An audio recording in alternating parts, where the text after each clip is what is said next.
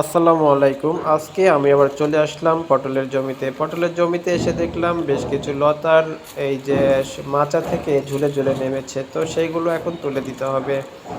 আমার ছোট ভাই সে এই কাজগুলো করতেছে। তো আমি তাকে শিখিয়ে দিচ্ছি যে কিভাবে কি করতে হবে। আসলে এগুলো যদি মাচা থেকে নিচে পড়ে যায় তাহলে একসময় মাটিতে চলে আসবে। তখন আর এইগুলোতে এই পটল ধরবে না।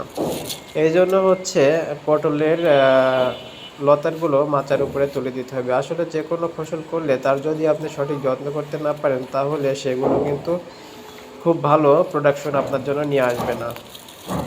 এই যে নিচেও মাটিতেও অলরেডি কিছু লতার হচ্ছে চলে গেছিল, তো সে বসে বসে নিচ থেকে উপরে তুলে দিচ্ছে।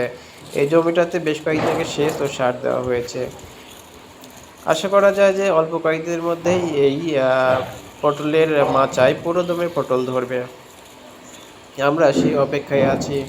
দর্শক, এই পর্যন্তই। ভালো থাকবেন আপনারা সবাই।